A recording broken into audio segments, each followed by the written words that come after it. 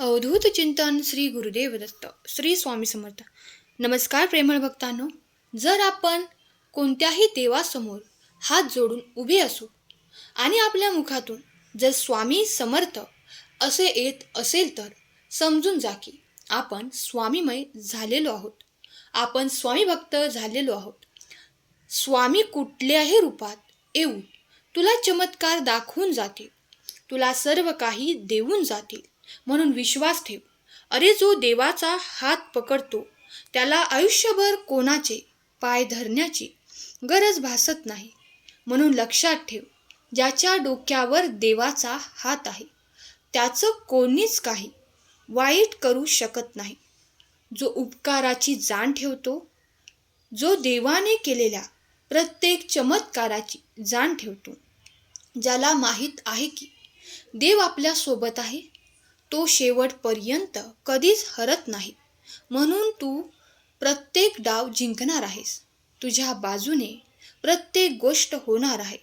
फक्त विश्वास ठेव. तुझेही दिवस बदलणार आहेत. बाळा, स्वामी म्हणतात, कोणी तुझ्या सोबत नसेल तर घाबरू नकोस.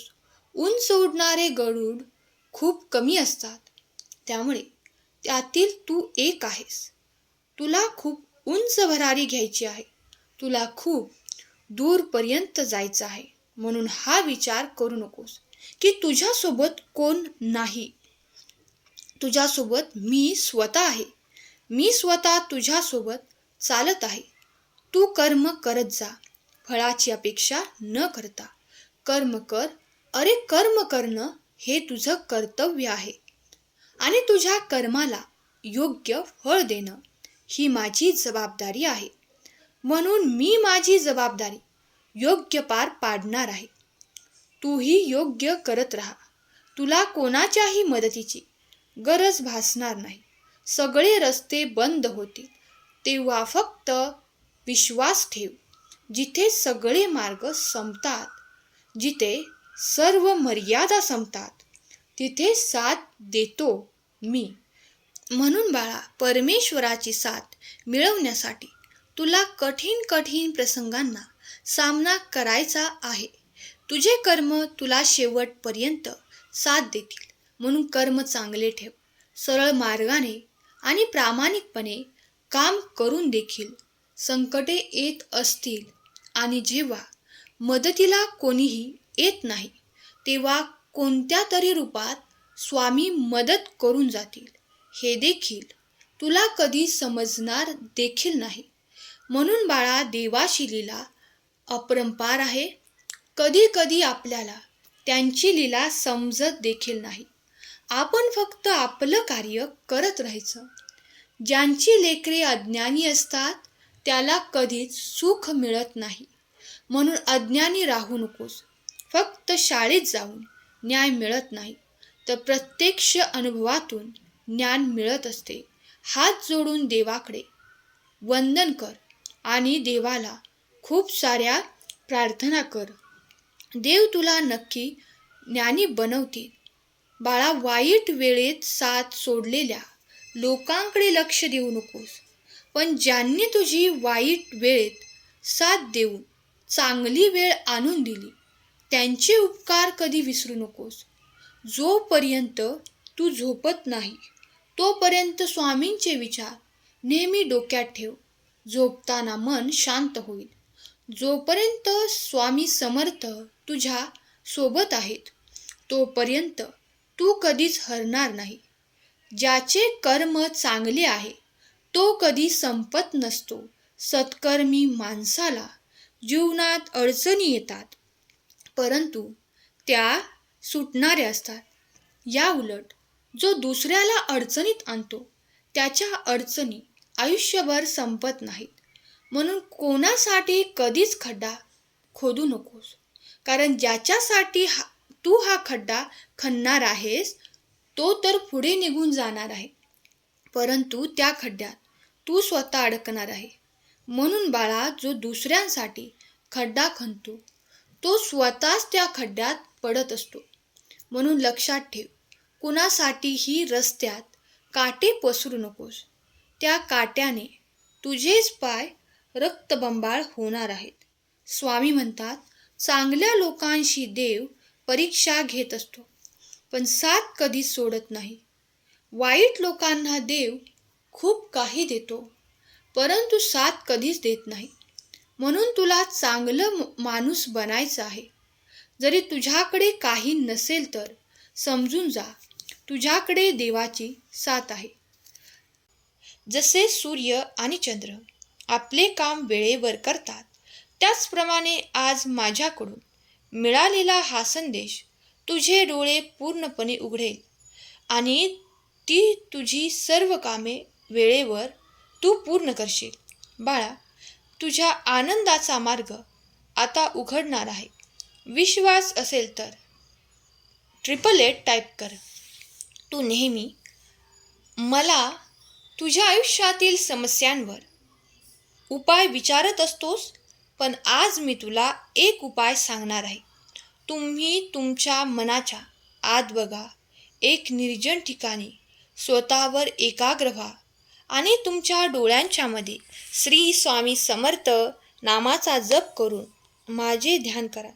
हे ध्यान तुम्हाला तुमच्या जीवनातील प्रश्नांची उत्तरे देईल. तू नेहमी मला तुझ्या आयुष्यातील समस्यांवर उपाय विचारतोस, ते मी देत आहे. ते तुम्ही काळजीपूर्वक ऐका. तुम्हाला प्रत्येक प्रश्नाचे उत्तर कळेल, जे तुम्ही नेहमी तुमच्या परमेश्वराला विचारता. या सर्व प्रश्नांची उत्तरे तुम्हाला या ज्ञानातून मिळतील. हे महान रहस्य अनादी काळापासून सर्व ऋषीमुनी गुरूंना माहीत आहे. त्यांच्या प्रभावामुळेच सर्व ऋषीमुनींना भविष्याबद्दलचे संकेत मिळाले. माझ्या मुला, मला माहीत आहे की मी प्रत्येक वेळी तुझ्यासमोर येतो आणि दर्शन देतो आणि तू माझे ऐकतो, परंतु तुला हे समजले पाहिजे की तुझे हे जीवन, जे मी तुला आनंदात घालवण्यासाठी दिले आहे, तुम्ही ते आयुष्य कोणत्या गोष्टीवर वाया घालवत आहात आणि या गोष्टी जाणून घेण्यासाठी तुम्हाला त्या सर्व प्रश्नांची उत्तरे आधी स्वतःमध्ये शोधावी लागतील, ज्यामुळे तुम्ही तुमच्या आयुष्यात खूप त्रासलेले आहात.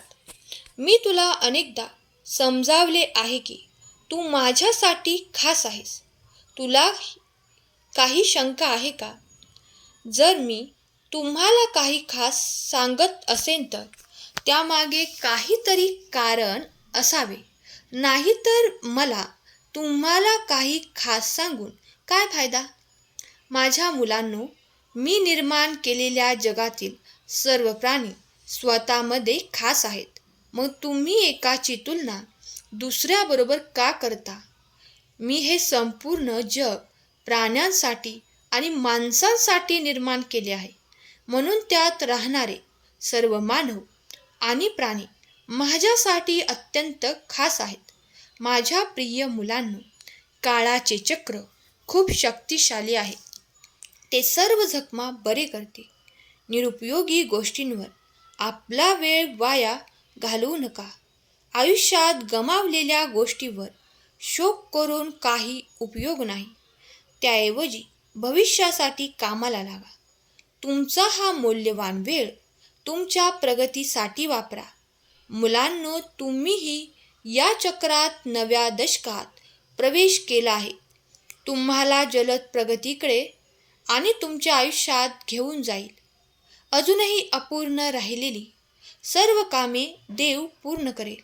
त्यामुळे तुम्हाला अधिक बळ मिळेल, कारण या अडचणी तुम्हाला अधिक मजबूत बनवतील आणि तुम्ही जीवनात जे काही काम हाती घ्याल त्यात तुम्हाला नक्कीच यश मिळेल. माझ्या मुला, माझे आशीर्वाद सदैव तुझ्या पाठीशी आहेत.